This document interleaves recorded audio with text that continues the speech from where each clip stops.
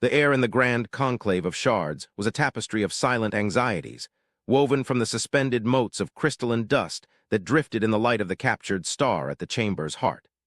High Counselor Valerius of the Cathar Imperium stood upon his designated dais, his multifaceted eyes absorbing the immense, hollow space. The chamber itself was a testament to a union born of fear, a cavern of polished obsidian and living crystal that floated in the throat of the Cygnus Nebula, a place where 1,000 civilizations had agreed to sheath their claws and speak. For generations they had spoken. For generations they had known peace. Valerius's carapace, a deep, layered crimson that signified his age and authority, felt unusually tight. The stillness was not the calm of consensus, but the breathless pause before a storm. At the center of the chamber, a holographic star map glowed, a three-dimensional rendering of the known galaxy. Most of it was a serene blue, the color of conclave-adjudicated space. But there on the far edge of the Orion spur was a small, festering wound of chaotic light, human space. The debate had raged for cycles, a slow, grinding process that was the conclave's greatest strength and most profound weakness. The subject was, as always, humanity. They were newcomers, a species that had burst onto the galactic stage not with the thunder of warships or the grand overtures of diplomacy, but with the erratic, unsettling whisper of 1,000 scattered signals. They were not a monolith. They had no single empire, no guiding hive mind, no unifying creed that the conclave's analysts could model. They were a dissonant chorus of factions and philosophies, expanding in a pattern that was less a strategy and more a contagion. The Executor Prime Zith of the Cygnian Compact, a being of integrated chrome and shimmering logic fields, hovered near the map, its metallic fingers conducting an orchestra of data streams invisible to most organic eyes. Zith had been arguing for containment. The data remains inconclusive, yet the pattern is statistically alarming, Zith's synthesized voice echoed, devoid of inflection but heavy with computational certainty.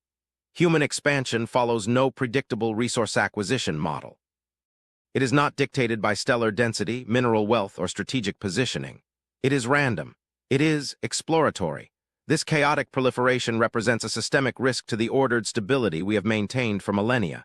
They are a fever, and a fever must be isolated before it consumes the body. From across the chamber, a form of pure, woven light pulsed gently within its containment field. This was Loremaster Alara, Illumina, a being ancient when the Cathar were still climbing the jagged peaks of their homeworld. A fever, Executor Prime? Or a new form of life? Alara's voice was not sound, but a direct telepathic resonance, a chord of pure thought that vibrated in the minds of all present. You see chaos, I see potential. The humans possess a duality we have rarely encountered. They compose symphonies while waging brutal wars. They create art of breathtaking beauty and weapons of unspeakable horror. Their consciousness is not a single, focused beam like yours, Zith, nor a deep, slow river like Valerius's. It is a storm, and storms can be destructive, but they are also what carve new landscapes. Valerius shifted his weight, the subtle scrape of his talons on the obsidian dais the only sound in the chamber. He respected both viewpoints. Zith's logic was unassailable, an unmanaged variable was a threat. Alara's wisdom was profound, life was rarely simple, but Valerius was Cathar. His people were warriors, born of a brutal world where caution was the highest virtue.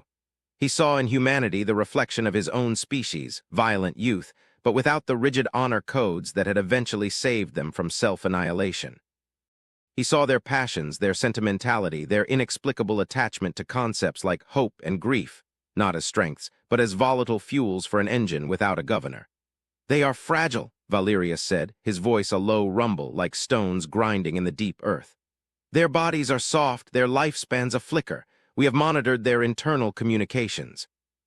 They live in a state of perpetual existential fear, yet they hurl themselves into the void with a recklessness that borders on madness. They do not seem to comprehend their own insignificance. An entire generation of their species can rise and fall in the time it takes for a Cathar warrior to complete his blood oath. How can such a fleeting existence ever grasp the weight of galactic stability? The debate was an old one, a worn path in the stones of the conclave. Arrogance, fear, and a profound, unsettling confusion. The humans were a puzzle that resisted every tool the galaxy's oldest and wisest civilizations possessed. They were technologically unimpressive, their ships. Sturdy but slow, their weapons conventional. They posed no direct military threat, and yet the feeling of unease was pervasive. It was the feeling a slumbering giant might have, sensing the persistent, gnawing activity of ants building a colony on its skin. Insignificant, yet profoundly wrong. They had thought they were safe, insulated by 1,000 light-years of settled space and diplomatic treaties as hard as neutronium. The galaxy had been tamed. The great questions had been answered. The long peace had settled over everything like a comfortable shroud. Humanity was the first loose thread in that shroud in 10,000 years. Suddenly, a chime, pure and sharp, cut through the chamber. It was the priority alert, a sound reserved for events of the highest galactic significance. It had not been heard in Valerius's lifetime. Every being in the chamber froze. The great star map at the center flickered, the serene blue of conclave space shrinking as the view zoomed in with sickening velocity. It centered on the Sol system. A single stark red icon blinked into existence at the system's edge, far out in the frozen dark of its Uit cloud. It was not a human signal. It was not a signal of any known origin. Zith's form became rigid, its internal processors whining at a pitch Valerius could just barely perceive. Data is insufficient, the Executor Prime stammered, the word a statistical impossibility in its vocabulary. A gravimetric anomaly of unprecedented scale has manifested. It is not a natural phenomenon. It resolved from hyperspace without a detectable entry signature. It is simply there. Alara's light pulsed with a sudden, sharp intensity. The silence, she resonated, her thought voice trembling with an ancient awe. The void out there, it is not empty. I feel an echo, a weight. Something has woken up. Valerius's warrior instincts, dormant for so long, surged to the fore. Stepped forward, his eyes fixed on the blinking red icon. What is it, Zith? A ship, a fleet? It is singular, Zith replied, its voice regaining a measure of control. One object, but its mass is problematic. The readings suggest it is composed of materials that should not be stable outside the core of a star. Its energy signature is flat, utterly inert. It absorbs all active scans. We are blind. The conclave chamber, once a hall of measured debate, was now a tomb of rising dread. The unknown was the ultimate poison. For millennia they had mapped, catalogued, and understood their corner of the universe. Now a ghost had appeared at their feast, and it had appeared in the one region of space they could not control, the one place where a chaotic, unpredictable variable was already at play. All eyes, all sensors, all minds turned to that tiny, volatile sector controlled by humanity. Had they done this? Had this primitive, emotional species somehow conjured a demon from the void? The accusations began to fly, hushed and panicked whispers between the daises. The Cathar delegation murmured of a hidden human superweapon. The Signian Compact began calculating the probability of a deliberate act of galactic terrorism. The fragile peace of the conclave, so carefully maintained, was beginning to fracture under the pressure of a single, silent, unknown object. They had all thought they were safe. That comfortable, damning illusion was now evaporating like morning mist under the light of a dying star. The silence that followed stretched for an eternity, each second thick with the weight of unspoken fear. The singular red icon pulsed on the star map, a malevolent heartbeat in the cold void. It was Valerius who finally broke the spell, his voice a low command that cut through the rising tide of panic. Open a direct channel to the human authorities. Demand an explanation. Zith's optical sensors swiveled towards him. A demand may be interpreted as an accusation, High Counselor. It could provoke a species already defined by its emotional volatility. Then we will risk provocation, Valerius growled, his mandibles clicking with grim finality. Ignorance is the greater risk. We will have an answer. The channel was opened. The conclave waited, a council of ancient and powerful beings held captive by the response of a species they considered little more than clever apes. The seconds bled into minutes. The tension became a physical presence in the room, a pressure on Valerius's carapace. The humans were known for their chaotic internal politics. Perhaps they were squabbling amongst themselves, unable to form a coherent response. Or perhaps, far worse, they were preparing one. Then a new holographic image coalesced in the center of the chamber. It was not a war leader in polished armor or a politician flanked by guards. It was a single human female, her form projected with a clarity that spoke of surprisingly sophisticated technology. She wore simple, dark fabric. Her face was pale, her expression unreadable. There were lines. Fatigue around her eyes, but those eyes themselves were clear and steady. The nameplate beneath her image read, Ambassador Evelyn Reed, Terran Confederacy. This is Ambassador Reed, she said, her voice calm, measured, and devoid of the fear or aggression the conclave had expected. We acknowledge the conclave's alert. We have been monitoring the object since its arrival. Valerius stepped forward, his immense frame casting a long shadow over the human's projection. Ambassador, explain this object. Is it a weapon of your design? A secret you have kept from the galactic community? Ambassador Reed's expression did not flicker. There was no indignation, no denial born of panic. She simply met his gaze, her projected eyes seeming to look right through him. "No, High Counselor, it is not ours. We have no more knowledge of its origin than you do. It appeared on our outermost sensors at the same moment it appeared on yours." The simplicity of her answer was, in its own way, more unsettling than a confession. Zith's synthesized voice sliced through the air. "Your assertion is statistically improbable. The object's point of arrival is precisely at the edge of your sovereign territory. The odds of a random manifestation of this magnitude occurring in this specific location are infinitesimally small. The logical conclusion is that it is either of human origin or was drawn here by human activity." Reed inclined her head slightly, a gesture of acknowledgement, not submission. "Your logic is sound, Executor Prime. The coincidence is not lost on us. We have reached the same conclusion. We do not believe its arrival here was an accident." She paused, and for a moment the conclave chamber was so quiet that Valerius could hear the faint hum of the Lumina's containment field. "We are sending a vessel to make contact." A wave of shock rippled through the assembled delegates. Valerius's mandibles parted in disbelief. "You will do what? You will approach an unknown entity of immeasurable power and unknown intent. That is an act of supreme foolishness. It could be a weapon, a plague carrier, a mimetic virus. It could obliterate your ship before you are within 1,000,000 kilometers. "We are aware of the risks," Reed replied, her tone unwavering. "But we are also aware of the greater risk of inaction. This object has appeared at our doorstep. It is therefore our responsibility to understand it. We will not hide behind our planet and wait for the conclave to decide our fate." Her words struck Valerius with the force of a physical blow. There was no arrogance in her voice, only a profound sense of duty that resonated with his own Cathar honor codes. It was the logic of a warrior, not a politician. He had expected them to be afraid. He had not expected them to be brave.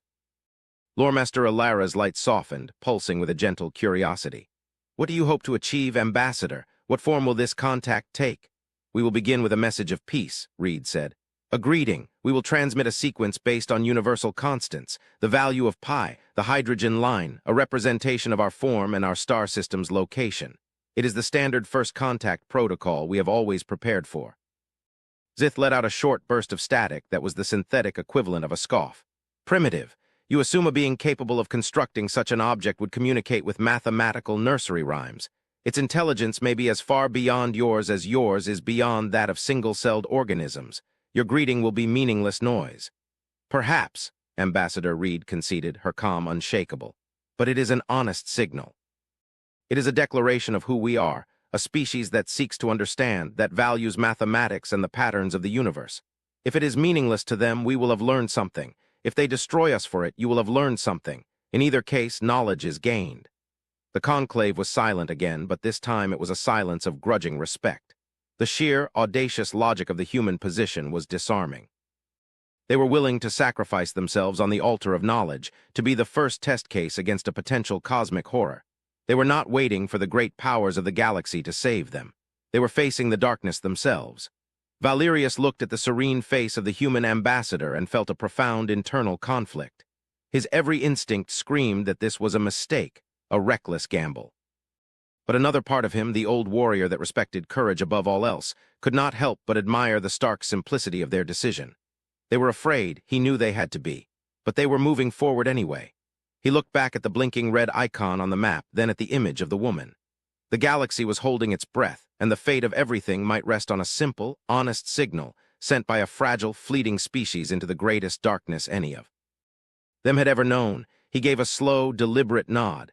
"Proceed, Ambassador. The conclave will observe." The live sensor feed from the human vessel, the Asterisk Odyssey, filled the central space of the conclave chamber, replacing the star map. The image was stark and breathtaking. Against the infinite black, peppered with the cold fire of distant stars, hung the object. It was impossible to truly comprehend its scale. The human ship, a tiny silver needle by comparison, seemed like a mote of dust approaching a mountain range. The object was not a ship in any conventional sense. It had no visible engines, no viewports, no hangar bays, no discernible bow or stern. It was a monolithic slab of what looked like obsidian, but an obsidian that drank the light, reflecting nothing. Its surface was a chaotic geometry of angles and planes that seemed to shift and rearrange themselves the longer one looked, a trick of light and shadow that felt deeply wrong to the senses. It was covered in vast, geometric carvings, glyphs of a language so alien that they felt like an assault on the very concept of meaning.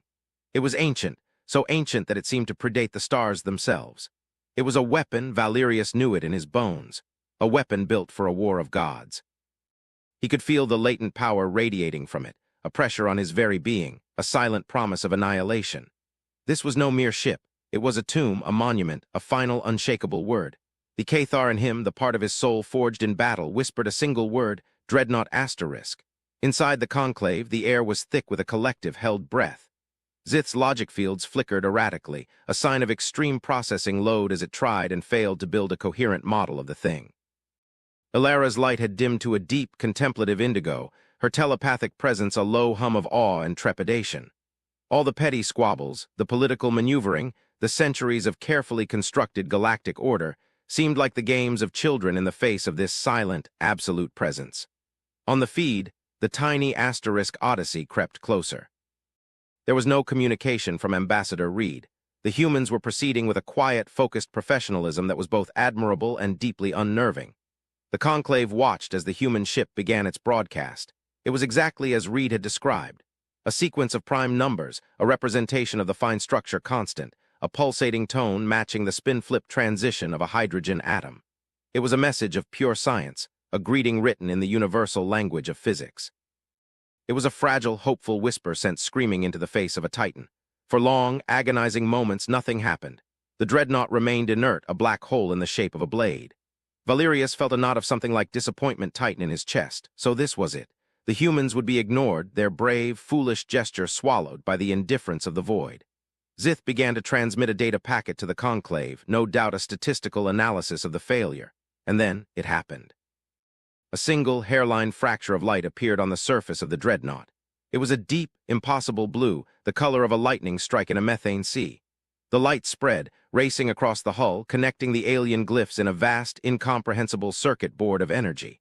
The glyphs themselves began to glow, shifting through a spectrum of colors that did not exist in any known star. The silent, inert object was waking up.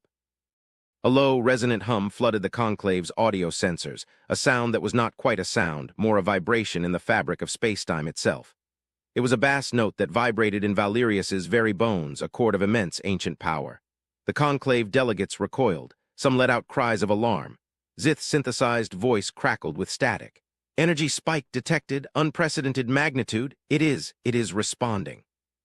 The human vessel, the Asterisk Odyssey, held its position, a testament to the discipline of its crew. It did not flee. It did not power its weapons. It simply waited. On the surface of the dreadnought, the glowing patterns resolved into a single, massive geometric shape that pulsed in time with the human broadcast. It was not mimicking the signal. It was harmonizing with it. It was answering the human, as simple mathematical nursery rhyme with a symphony of transcendental physics. Then a section of the dreadnought's hull, a vast expanse larger than the capital city of the Cathar homeworld, began to retract. It did not slide or hinge like a door. It folded. The impossible geometry of the ship dissolved into itself, revealing a cavernous opening that glowed with the same ethereal blue light. It was not a weapon port. It was a docking bay, an invitation. A stunned silence descended upon the conclave. It was a silence so profound, so absolute, that it felt louder than any alarm. Zith's processors had clearly led. The Executor Prime was utterly motionless, a chrome statue of disbelief.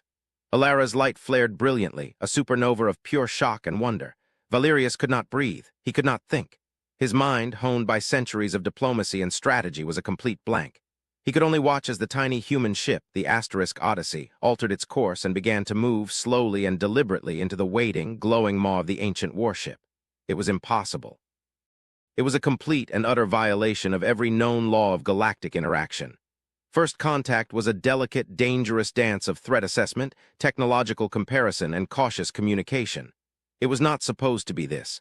A primitive species whispers a few numbers into the dark, and an artifact of cosmic power awakens and opens its arms to them.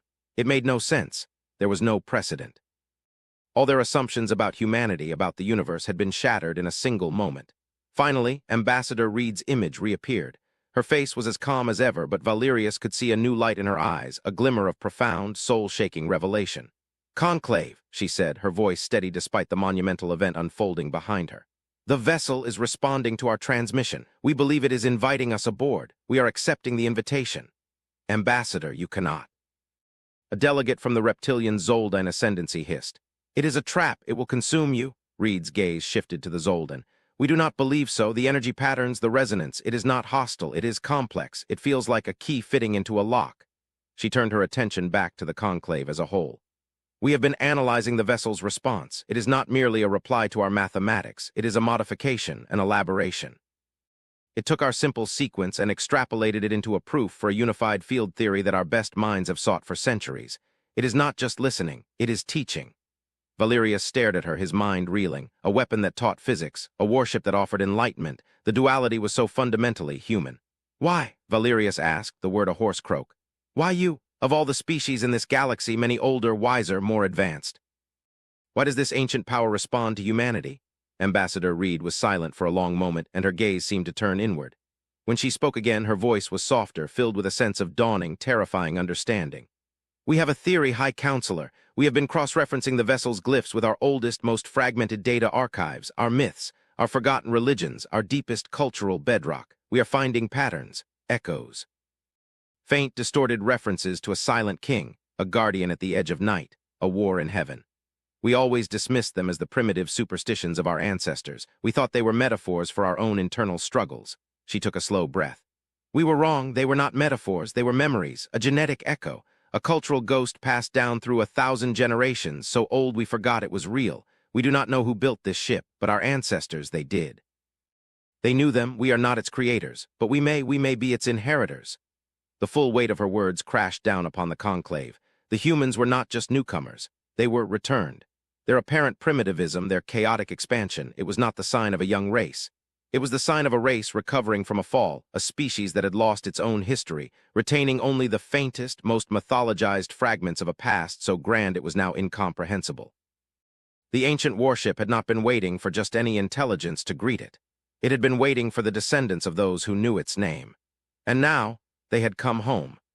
The asterisk Odyssey disappeared into the blue glow, and the great door on the dreadnought folded back into place, sealing the humans inside with the ghost of their own forgotten legacy. The conclave of shards, the masters of the known galaxy, could do nothing but watch. Their entire perception of the universe and of the small, fragile species they had so gravely underestimated, irrevocably broken. The wait was an agony unlike any Valerius had ever known. The dreadnought, now sealed once more, returned to its state of utter silence. It hung in the void, a question mark forged from impossible matter. Within its hull, the human crew of the Odyssey was either being granted the secrets of the universe or being systematically atomized. There was no way to know. The conclave remained in session, a silent, tense vigil of the galaxy's most powerful figures, all of them reduced to helpless spectators. Zith spent the time running endless, fruitless simulations, each one concluding with the same stark verdict: insufficient data. Alara's light remained a deep, thoughtful violet, her M. Ind clearly grappling with the philosophical implications of a species with a forgotten, epic past. For his part, Valerius found himself reevaluating everything he thought he knew about strength. The Cathar defined strength by martial prowess, by the unyielding integrity of their armor, by the honor-bound discipline of their fleets. The humans, he now saw, possessed a different kind of strength, a resilience.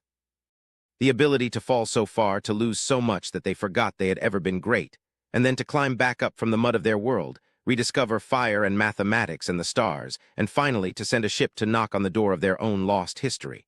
It was a strength born not of invulnerability, but of the refusal to remain broken. Hours turned into a full rotation of his homeworld, then another. The silence from the dreadnought stretched on. Whispers grew louder in the conclave. Some argued for a preemptive strike, to destroy the ship and the humans with it before they could unleash whatever power was inside.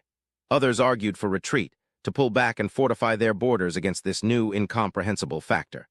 The unity of the conclave was fraying, its foundations of shared knowledge and predictable reality crumbling to dust. Just as Valerius was about to call for order, Ambassador Reed's hologram flickered back into existence. But this time, it was different. She was no longer standing on the bridge of her ship. She stood in a vast, cathedral-like space, its walls pulsing with the same soft blue light that emanated from the dreadnought's glyphs. She was not alone. Her crew stood behind her, their faces filled with a mixture of awe and a deep, soul-weary sorrow. But the most profound change was in the ambassador herself. Her calm was still there, but it was now overlaid with a gravitas, a weight of knowledge that made her seem centuries older. The light from the chamber walls seemed to pass through her, as if she were not just standing in the ship but was a part of it. "High Counselor," "Members of the conclave," she began, and her voice was no longer just her own. It was a duet. Her words were layered with another, a resonant, ancient tone that was genderless, ageless, and filled with an infinite patience. It was the voice of the dreadnought itself. "We have made contact with the core intelligence of this vessel," they continued. "It is not a machine, not in the way you would understand it. It is a log core, a repository of memory, the last surviving fragment of a civilization that came before. They were called the architects." Valerius felt a tremor run through his body. The architects were a myth, a legend whispered among the galaxy's most ancient species. They were the theoretical first ones, the beings who had supposedly seeded life among the stars, who had built the great cosmic structures that defied explanation. To hear their name spoken as fact was like a geologist discovering the hand of God on a piece of stone. The architects did not seed life, the dual voice of Reed and the log core clarified, as if sensing his thoughts. They curated it. They were gardeners in a cosmos that they saw as a precious, unique garden. They nurtured nascent species, protected them from cosmic disasters, and guided them towards sapience.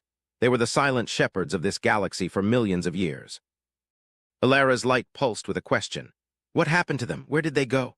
A deep, profound sadness emanated from the dual voice, a wave of grief so powerful it washed over the entire conclave, silencing all thought.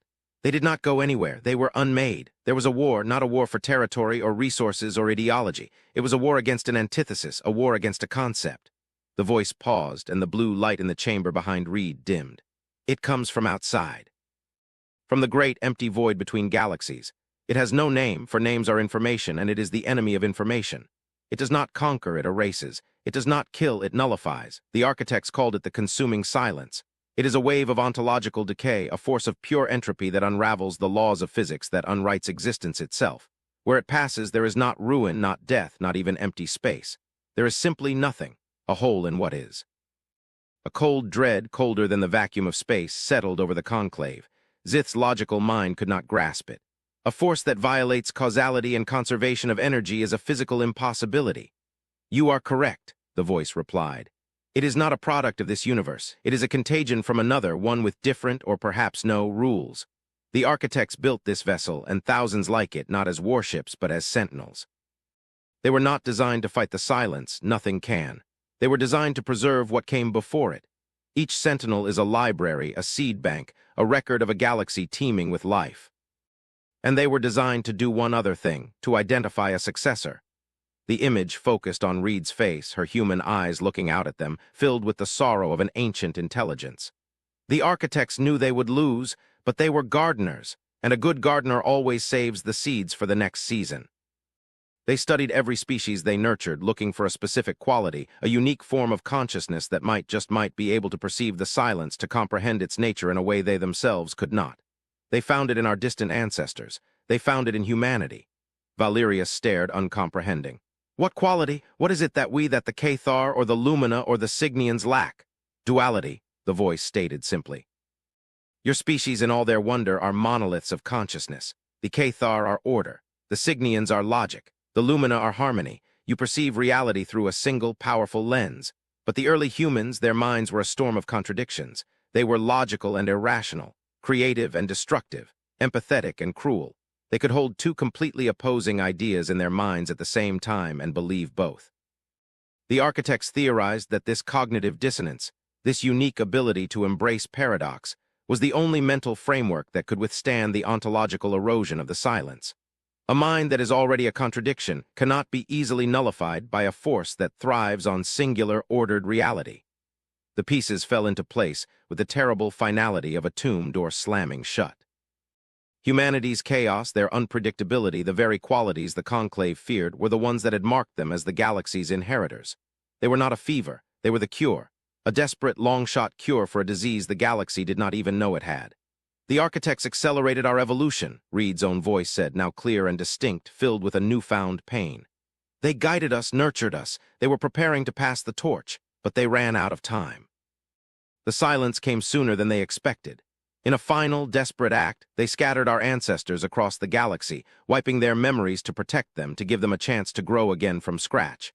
And they sent the sentinels into the deep void, programmed to sleep until the echoes of their chosen inheritors became loud enough to hear again. Our radio waves, our first interstellar probes, that was the signal. That was the whisper they were waiting for. Ambassador Reed looked at them, her human face a mask of resolute sorrow. This ship, this silent king of our forgotten myths, did not appear by accident, and it was not awakened by our little ship's broadcast. The log core was already stirring. It awoke because it detected a faint, distant echo, the same echo its builders detected eons ago. She paused, letting the full, crushing weight of her final revelation settle upon them. The consuming silence is returning. The words hung in the chamber, an epitaph for the long peace. The conclave's fears, their debates about a minor, chaotic species, were revealed for what they were, the petty squabbles of children arguing over toys in a house that was about to be swept away by a tsunami. Their safety had never been real. It was an illusion, a brief, sunny afternoon between the passing of one cosmic hurricane and the arrival of the next. For a long time, no one spoke. The truth was too vast, too absolute to be processed. The very foundations of their civilizations, their histories, their philosophies, their sciences were built upon the assumption of a rational, knowable universe. That assumption was now a lie. They were living in a fragile bubble of reality, and something was coming to pop it. It was Zith who moved first. Its chrome body, which had been frozen in a state of logical paradox, began to whir. Data streams, visible only to Valerius's augmented eyes, flowed from it in a torrent, no longer seeking to model the past, but to project the future. Threat assessment, its synthesized voice stated, the words stripped of all previous arrogance, now holding only the cold, hard tone of pure function. The enemy is incomprehensible. The probability of survival using conventional military or scientific methods is 0. A wave of despair, palpable and cold, washed through the delegates. 0. The word of the galaxy's greatest analytical mind. It was a death sentence. But then Ilara's light, which had been a dim violet, began to brighten. It shifted to a warm, brilliant gold, a color of hope and defiance. The architect's calculations were not 0, Executor Prime. The luminous thoughts resonated, cutting through the fear. They saw a chance, a small one perhaps, but it was not 0, it was us, all of us, guided by the one species uniquely suited to face the storm. All eyes turned to the hologram of Ambassador Evelyn Reed. She stood there, a representative. Of a species they had dismissed as primitive, emotional, and insignificant. Now she was the inheritor of the galaxy's last will and testament, the keeper of its only hope. The weight on her shoulders was unimaginable, yet she stood unbowed. Valerius felt the warrior's spirit within him, the part of him that had lain dormant for so long, stir not with fear, but with a renewed sense of purpose. The long peace had made them soft, complacent. They had forgotten that survival was not a right, but a struggle. The Cathar had been forged in the crucible of a dying world. They had not forgotten how to fight. He stepped forward, his talons clicking with purpose on the obsidian floor. "Ambassador Reed," he said, his voice a low, powerful rumble that commanded the attention of the entire chamber. "The Cathar Imperium has spent 10,000 years honing the arts of war. We believed those days were behind us. We were wrong. Our fleets, our warriors, our honor, they are yours to command, not as your subjects, but as your allies." He looked around the chamber, his multifaceted eyes meeting those of every delegate. "We have spent generations bickering over borders and resources. We feared the unknown in each other, while the true unknown gathered in the dark. No more. The conclave of shards is meaningless now. What rises from its ashes must be a true galactic alliance, an alliance for survival." One by one, the other delegates began to stir. The Zoldan Ascendancy, proud and territorial, offered the service of their cloaked hunter packs. The crystalline beings of the Andromeda Veil pledged their mastery of spacetime folding. Zith, without a word, retasked the entire Cygnian Compact's processing network, trillions of minds, to a single goal: analyzing the data from the Sentinel's log core, seeking a flaw, a weakness, any kind of weapon against an enemy that was not a thing, but a concept. A new energy filled the chamber. The fear was still there, a cold stone in the pit of every being's stomach. But it was now overlaid with something else, a grim, desperate resolve. The unity they had so long sought through treaties and trade was now being forged in the fires of existential dread. Ambassador Reed watched them, a flicker of something new on her face. It was not pride nor triumph. It was the quiet, solemn acceptance of a terrible burden. "The log core is not just a library," she said, her own voice now strong and clear. "It is a key.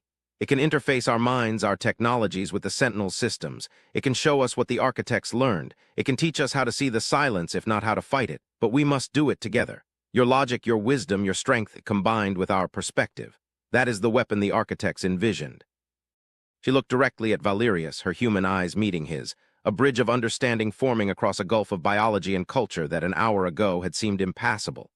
"They thought they were safe," she said softly, echoing the sentiment that had defined the conclave for so long. Their mistake was believing that safety was a fortress to be built. The architects learned too late that safety is a journey. It is the act of moving forward together into the dark. Valerius gave a slow, deep nod of assent. The ancient warship, the Silent King, was not humanity's prize. It was the galaxy's inheritance. And humanity was not its wielder, but its custodian. Their role was not to lead the fight, but to translate it, to provide the unique lens through which the combined might of the galaxy could finally be focused on the true enemy. He turned to the great holographic space, which now showed not a map of territories, but an image of the sentinel, hanging silent and patient in the void. It was no longer an object of fear. It was a symbol of a legacy, a tool, and a warning. It was the beginning of a new and terrible age. The long peace was over. The Great War, the only war that had ever truly mattered, was about to begin. The galaxy was no longer a collection of squabbling states. It was a single world, a fragile shore looking out at a silent, rising tide. And on that shore stood an unlikely alliance, ready to face the end of everything together.